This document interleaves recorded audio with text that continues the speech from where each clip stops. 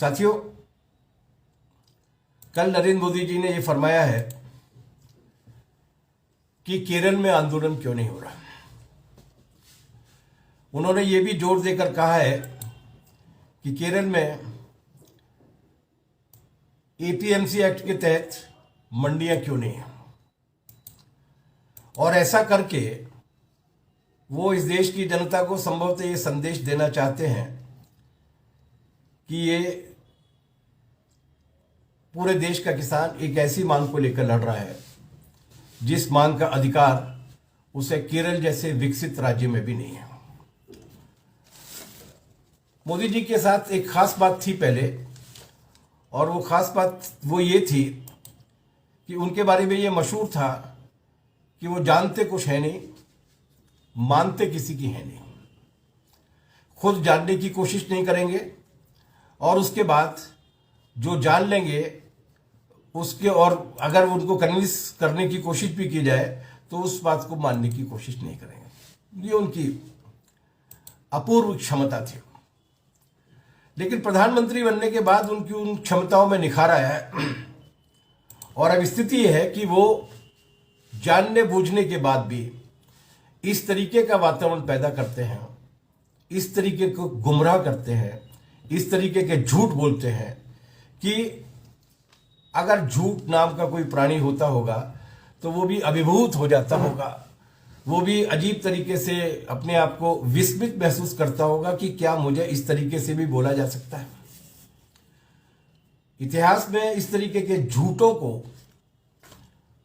Codified करने के, सूत्रबद्ध करने के और उनको हथियार की तरीके से इस्तेमाल करने के एक माहिर सज्जन हुए हैं जिनका नाम है गोएबल्स। वो हिटलर के प्रचार मंत्री हुआ करते थे और उन्होंने झूठ पर बाकायदा पीएचडी टाइप की करके शोध पत्र नरेंद्र मोदी जी जैसे अपने एंटायर पॉलिटिकल साइंस के विद्यार्थियों के लिए जारी किया होगा, जो आरएसएस की शाखाओं में शायद इन्हें मिला होगा। और वो ये था कि झूठ इतना बड़ा बोलो कि आपके विरोधी भी ये सोचने लगे कि यार इसमें कुछ तो सच होगा, इतना बड़ा झूठ तो नहीं बोला जा सकता। इन्होंने इस तरीके के काम में महारत हासिल कर लिया। इतना बड़ा झूठ बोलो कि वो झूठ लोगों को लगे कि कुछ तो सच हो गए। और इसी तरीके का झूठ उन्होंने कल केरल में खेती और उपज की खरीद के बारे में किया है। हमारे मौजूदा नेतृत्व के साथ, जो सरकार में बैठा हुआ उसके साथ यह दिक्कत है कि वो कुछ नहीं जानता। वो भारत के बारे में कुछ नहीं जानता। वो भारत के बारे में केवल उतना ही जानता है जितना उसको ब्रीफ किया जाता है कॉरपोरेट्स के द्वारा।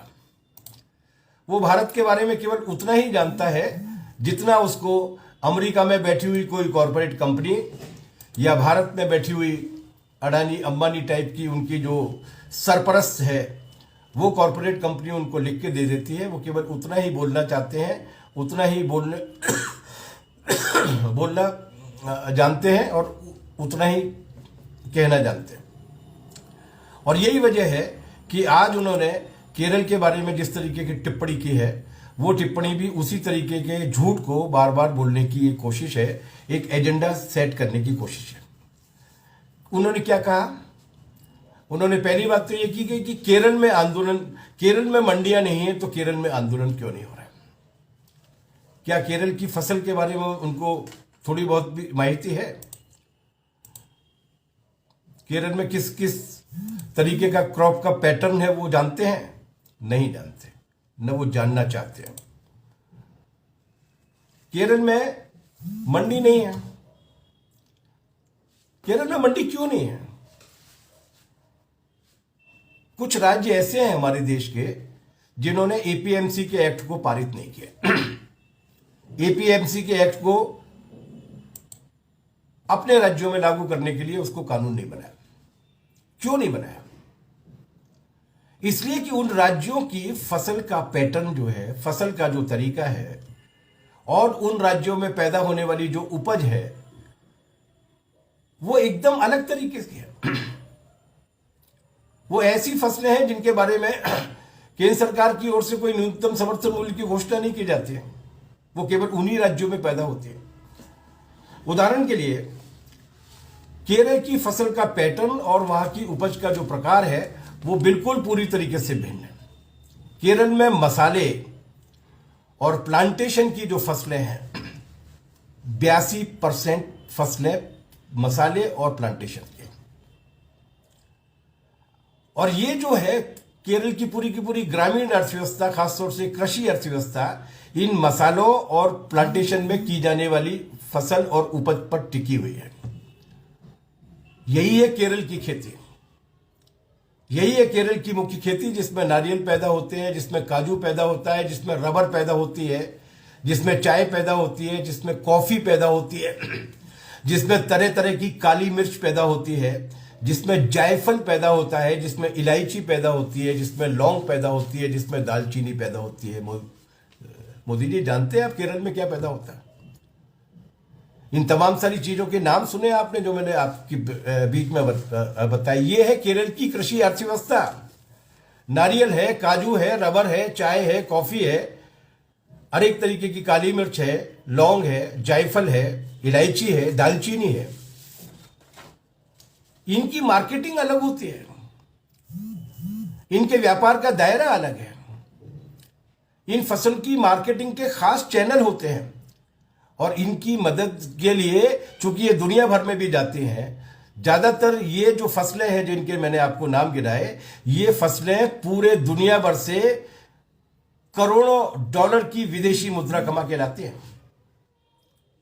और ये व्यापार आज से नहीं चल रहा, ये व्यापार उस इतिहास के सबसे प्राचीनतम जमाने से चल रहा है जिसके बारे में मोदी जी ने कभी कुछ नहीं पढ़ा। कौन करता है इनकी बिक्री के बंदोबस्त? कौन करता है इनकी खरीदी के लिए बंदोबस्त? इन सब के लिए बोर्ड बने हुए हैं। मोदी जी, केंद्र सरकार जिसके आप प्रधानमंत्री हैं, उस केंद्र सरकार के वाणिज्य मंत्रालय के अंतर्गत बोर्ड बने हुए हैं। एक रबर बोर्ड बना हुआ है, एक कॉफी बोर्ड बना हुआ है, एक स्पाइसेज का, मसालों का बोर्ड बना हुआ है, एक टी बोर्ड बना हुआ है, चाय का बोर्ड बना हुआ है, एक नारियल के विकास का बोर्ड बना हुआ है। ये बोर्ड है जो केंद्र सरकार के वाणिज्य मंत्रालय के अधीन चलते हैं और उस वाणिज्य मंत्रालय के अधीन चलते हैं। उसी के आधार पर, उन्हीं के जरिए इनकी मार्केटिंग का बंदोबस्त किया जाता है। आपकी समझ में आ रही है ये बात? मां की मुख्य फसल ये मसाले हैं, मां की मुख्य फसल ये जीवन को पैदा करने वाली औषधि गुण वाले तमाम सारे वस्तुएं हैं, जिनसे है जो वहां पर पैदा होती हैं। और इनकी नीलामी का एक सिस्टम है। वो नीलामी कॉफी बोर्ड के या टी बोर्ड के या रबर बोर्ड के या मसाला बोर्ड के अंतर्गत उनकी देखरेख में, निगरानी में होती है। और उसके बाद जो नीलामी होती है, उसके बाद वो दुनिया भर से कमा के लाते हैं विदेशी मुद्रा। केरल के बारे में आप कुछ नहीं जानते मोदी जी। एक आध महीने केरल में जाकर रही है, बहुत सारी संस्कार भी वहां से सीख कर आएंगे, केवल खेती ही की जानकारियां नहीं मिलेंगी।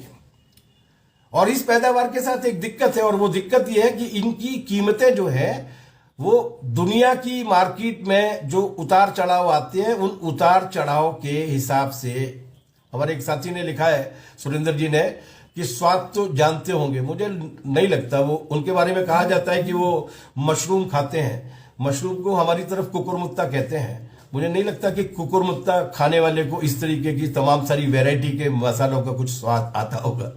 खैर, वो एक अलग बात है। इन सब की जो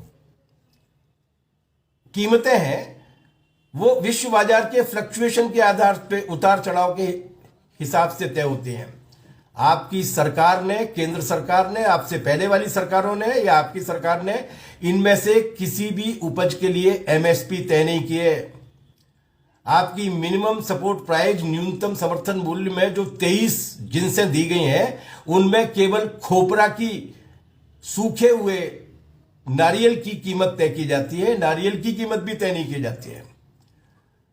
आपने कोई एमएसपी तय नहीं की है जिसके आधार पर इनकी कोई संगठित खरीद हो। इनकी खरीद आज भी पूरी दुनिया भर के बाजार की मोहताज है। लेकिन इसके बाद भी आज पिछले 3 दशकों से सरकारों ने, बजाय इन फसलों को संरक्षण देने के, बजाय इन फसलों से जिनके जरिए विदेशी मुद्रा कमाई जाती है, उसके लिए अपनी ओर से कुछ मदद देने के केंद्र सरकारों ने, जिसमें मोदी जी की भी सरकार एक मुख्य भूमिका है, इन्होंने लगातार इन बोर्ड्स को कमजोर किया। इनका जो नीलामी का तंत्र है जो बोर्ड की मौजूदगी में होगा, उसको इस कदर कमजोर किया जिसकी वजह से किसानों को नुकसान पहुंचाया गया। किस तरीके से किया? किसके नियंत्रण में? बोर्ड्स नियंत्रण में वाणिज्य मंत्रालय के, कॉमर्स मिनिस्ट्री के। और उन बोर्ड्स में पोस्ट खाली पड़ी हुई हैं, वर्षों से पद खाली पड़े हुए हैं, उन पदों को भरे नहीं जाएंगे। और वो पद कोई सामान्य खरीदने वाले के या तोलने वाले के या रिकॉर्ड रखने वाले के नहीं, डायरेक्टर्स के भी पद ऐसे हैं जो लगातार इतने लंबे समय से खाली पड़े हुए हैं, लेकिन सरकार उनको नहीं बढ़ रही, वो बोर्ड्स को कमजोर कर रही है। वो वहां के किसानों को असुरक्षित कर रही है, ताकि वो दुनिया भर की मार्केट के सामने जिस तरीके से एक हमारी अपनी उपज के आधार पर, चाहे वो रबर हो, चाहे वो नारियल हो, चाहे वो रेशा हो, चाहे वो कॉयर हो, चाहे वो मसाले हो, उनके आधार पर विश्व बाजार से जो कमा कर लाते थे, उनको असुरक्षित करने की कोशिश कर रही है, ताकि दुनिया की तमाम सारी नई। मुझे लगता है कि आजकल मोदी जी की दिलचस्पी गरम मसाले का जो एक देशज तरीका निकाला है उनके आरएसएस के मित्रों ने, शायद उस पर वो ज्यादा डिपेंडेंट होना चाहते हैं, और इसीलिए वो वहां के बोर्ड की व्यवस्थाओं को तोड़ रहे हैं, बोर्ड की व्यवस्थाओं को कमजोर कर रहे हैं। उन बोर्ड्स को चलाने के लिए जो समुचित पैसा दिया जाना चाहिए वो पैसा नहीं दिया जा रहा। डायरेक्टर तक की पोस्ट को खाली रखा गया है, और यहां तक कि बाकी के पद भी खाली पड़े हुए हैं। और इससे भी ज्यादा खतरनाक जो भाजपा और कांग्रेस दोनों की सरकारों ने किया है वो है free trade agreement. Free trade agreement, खासतौर से एफटीए का जो इंडिया और आसियान के देशों के बीच में जो फ्री ट्रेड एग्रीमेंट किया है, उनका इस केरल की फसल पर, उपज पर खासतौर से बहुत ही खतरनाक असर पड़ा है। आप एशियान के जो देश हैं, उन एशियान के 20-25 देशों से उन सारे चीजों को बिना किसी कस्टम ड्यूटी को, बिना किसी टैक्स के, बिना किसी प्रतिबंध के लाने के लिए अगर कोशिश करेंगे तो रबर से बाजार पट जाएगा, नारियल से बाजार पट जाएगा, और भी तमाम सारी उपजों से बाजार पट जाएगा, जिसकी वजह से केरल के किसान को संकट का सामना करना पड़ेगा। आपकी सरकार अपनी नीतियों के जरिए, और वो नीतियां केंद्र सरकार की ही नीतियां है, उनके जरिए केरल के किसानों को बर्बाद कर रही है। वाम मोर्चा की सरकार तो उनकी शील्ड बन के, उनका कवच बन के, उनकी ढाल बन के खड़ी हुई है। किस तरह से? जब ये दुनिया भर की मार्केट के साथ जोड़ दिया गया और एफटीए के एग्रीमेंट के जरिए दुनिया भर के माल का डंपिंग ग्राउंड बना दिया गया जो केरल की फसलें पैदा होती हैं उनके लिए, तो केरल की एलडीएफ सरकार ने क्या किया? 2006 में जब एलडीएफ की सरकार नहीं आई थी, तब उससे पहले वो जो है वहां पर किसानों की आत्महत्याएं होती थी, जो आमतौर से केरल में नहीं हुआ करती थी। केरल की सामाजिक सुरक्षा का बंदोबस्त वामपंथ की वजह से इतना मजबूत है, केरल का शैक्षणिक स्तर, सांस्कृतिक स्तर इतना मजबूत है कि वो इस तरीके की चीजें नहीं होती थी, वहां की प्रवृत्ति में नहीं थी। लेकिन इतना ज्यादा कर दिया उन्होंने, इतना ज्यादा उनको असुरक्षित कर दिया कि वहां पर आत्महत्याएं बढ़ी। 2006 में एलडीएफ की सरकार आई। एलडीएफ की सरकार ने आते ही क्या कहा? एलडीएफ की सरकार ने आते ही ये नियम बनाया कि एक सबसे पहले कर्जा राहत आयोग बनाया। उस कर्जा राहत आयोग के जरिए ये कहा गया कि सारे कर्जे माफ किए जाएंगे, और न केवल कर्ज मुक्ति की जाएगी बल्कि आने वाली फसलों के लिए भी कम से कम ब्याज पर व्यवस्थित तरीके से कर्ज को देने की कोशिश की जाएगी। आत्महत्याएं रुक गई। लेकिन यहीं तक नहीं हुआ। जब विश्व बाजार में कीमतें गिरने लगी, जब विश्व के सामान की, इन दूसरे एशियान के देशों के एफटीए की वजह से जब केरल की उपज को कम कीमत की मुश्किलों का सामना करना पड़ा, उस वक्त वहां की सरकार ने दो तरीके से मदद की। पहली मदद तो यह की कि उन्होंने कोऑपरेटिव्स के जरिए उनको उनके समुचित मुनाफे के आधार पर खरीदने का फैसला लिया, और दूसरी मदद यह की कि उन्होंने कोऑपरेटिव्स को, और केरल का कोऑपरेटिव मूवमेंट जबरदस्त कोऑपरेटिव मूवमेंट है, जनता की भागीदारी के साथ चलने वाला, लोकतांत्रिक तरीके से चलने वाला सहकारिता आंदोलन है। उस सहकारिता आंदोलन को केरल की सरकार की ओर से मदद दी गई, और उनसे यह कहा गया कि बजाय रॉ प्रोडक्ट को बजाय रबर को बेचने के, बजाय नारियल को बेचने के, बजाय काजू को बेचने के जो पैदा हुआ है, इसकी बजाय हम इसमें वैल्यू एडिशन का काम करेंगे। इसके आधार पर जो चीजें बनती हैं उन चीजों को यहीं पर बनाएंगे ताकि किसान को पहले की तुलना में ज्यादा मुनाफा हो सके, ताकि कोई एक उद्योग घराना उससे कच्चा माल खरीद के ले जाए और अपनी फैक्ट्री में बनाकर अपना प्रोडक्ट करके बेचे। उससे बेहतर है कि उसी की एक कोऑपरेटिव सोसाइटी हो जो पैदा भी करे और पैदा करने के बाद उसको नए तरीके के रूप में भी ढाले। ये प्रबंध भी वहां पर किया गया और उन प्रबंध से हमने उस अंतर्राष्ट्रीय दबाव का मुकाबला किया। एलडीएफ की सरकार के नेतृत्व में केरल के किसानों ने, जो दबाव नरेंद्र मोदी जी की नमस्ते ट्रंप जैसी और एफटीए जैसी नीतियों को अपनाने की वजह से आया। अभी आरसीईपी आने वाला है और आरसीईपी आने के बाद बाकी सब तो छोड़िए, बाकी का क्या होगा, दाल का, चावल का, गेहूं का क्या होगा। आरसीईपी आने के बाद जो मिल्क पाउडर 1/4 कीमत पर आने वाला है, उसके बाद हमारी गायों का और भैंसों का क्या होगा, ये आगे आगे देखिए होता है क्या है। इब्तदाए अडानी अंबानी है और होता है क्या, आगे आगे देखिए होता है क्या। गेहूं चावल वहां पैदा होता है लेकिन उनकी पैदावार इतनी कम है कि उनके लिए एपीएमसी एक्ट बना के बड़ी बड़ी मंडी कमेटियां करके कोई खरीदने का तंत्र बनाने की कोई आवश्यकता नहीं है। इसका मतलब क्या है?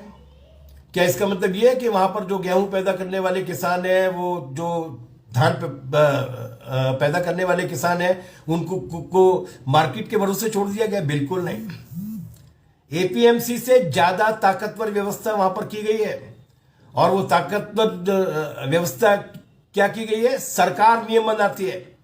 सरकार नियम बनाती है, सरकार उन नियमों के आधार पर खरीदने के लिए एक तंत्र तैयार करती है, एक मार्केट तैयार करती है और राज्य सरकार थोक और खेरीज दोनों की मार्केट तैयार करती है और उस मार्केट में माल बेचा जाता है और उस माल के बेचने के बाद ऐसा सिस्टम बनाया जाता है। पूरे केरल में बड़ी तादाद में ऐसी राज्य द्वारा तय की गई मार्केट है जिनके लिए नियम तय किए जाते हैं और उनके आधार पर ही खरीद होती है और केवल उनके आधार पर खरीद नहीं होती है।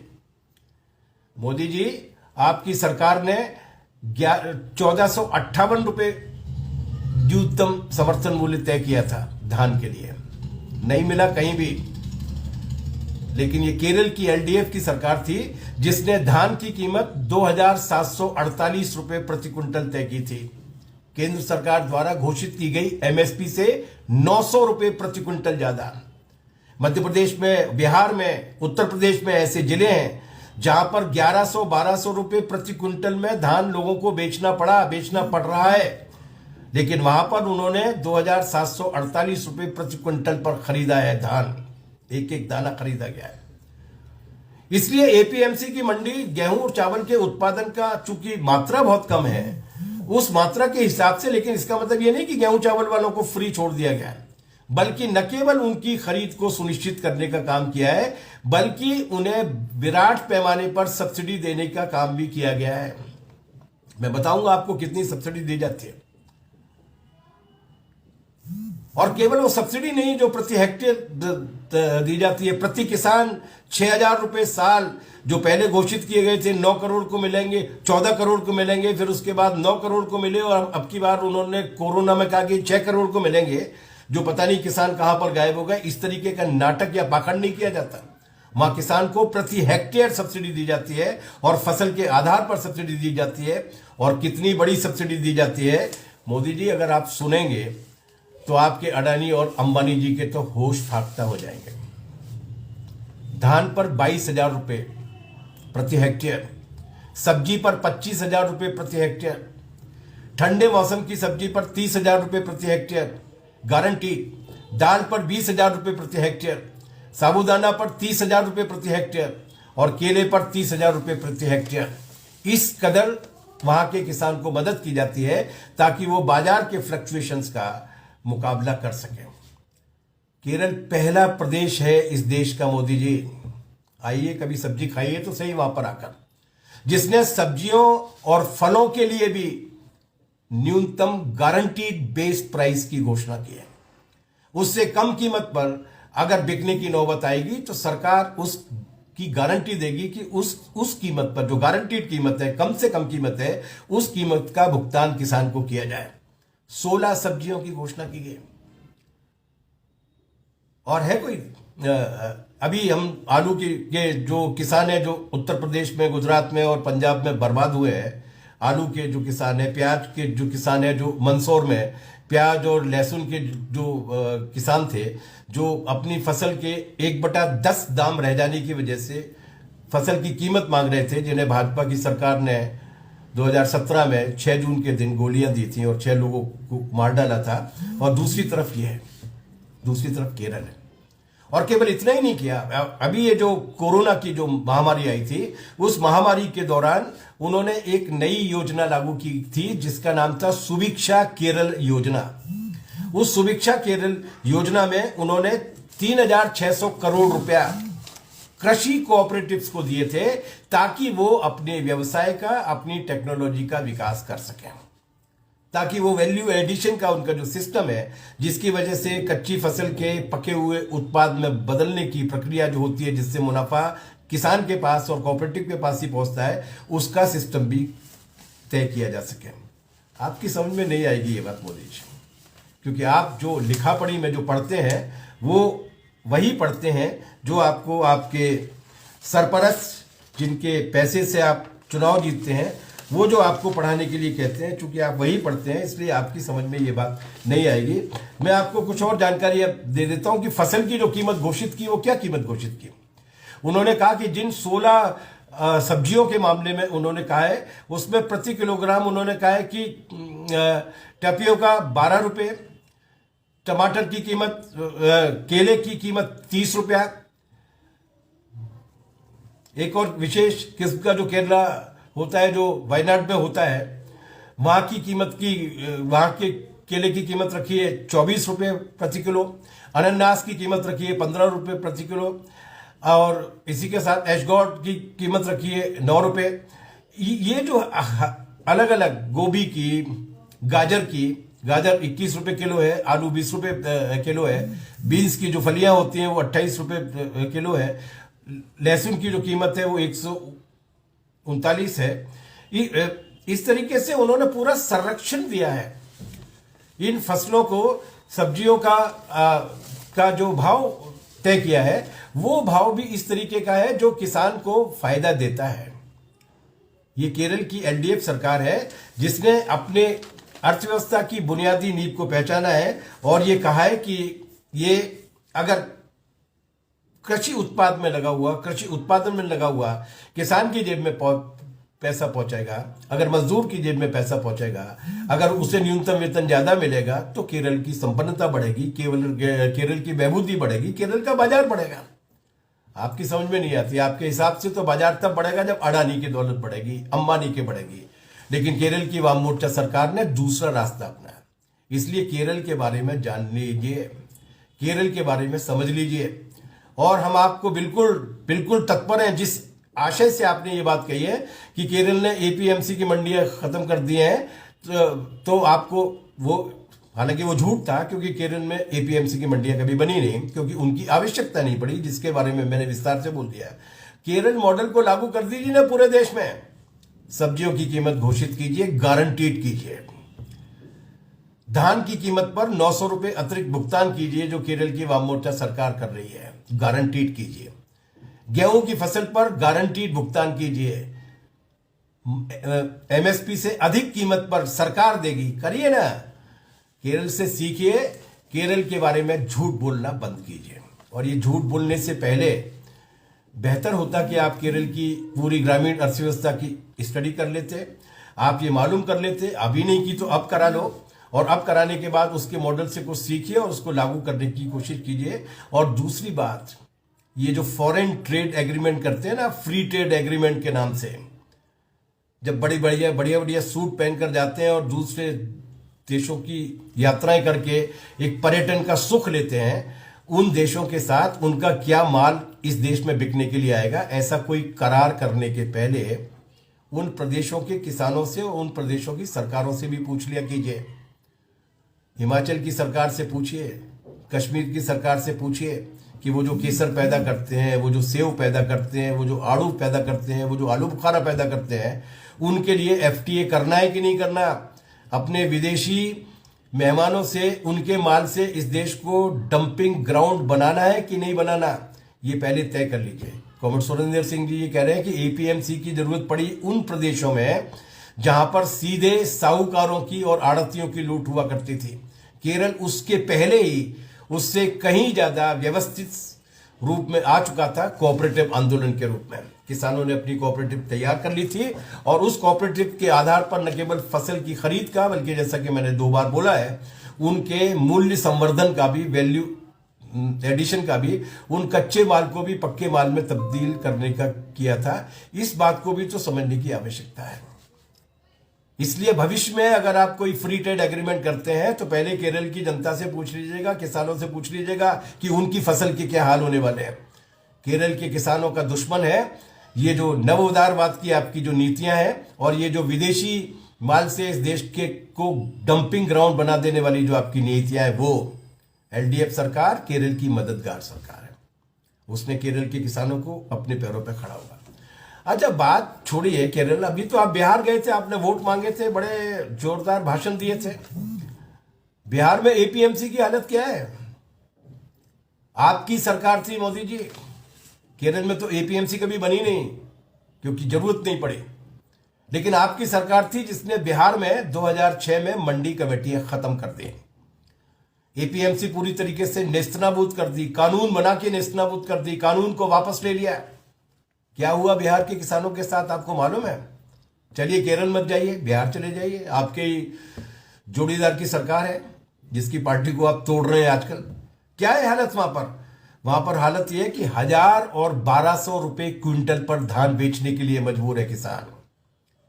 वो धान जो केरल की सरकार ने 2700 रुपए पर खरीदा है, वो धान बिहार का किसान 1000 और 1200 रुपए पे बेचने के लिए मजबूर है। 1868 रुपए की, 1868 रुपए की तो एमएसपी है। उस एमएसपी तो छोड़िए, उसमें भी 600 और 800 रुपए के घाटे के साथ वो बेच रहा है। ये क्या है? झूठ बोलना बंद कीजिए, ये सब चीजें चलने वाली नहीं है।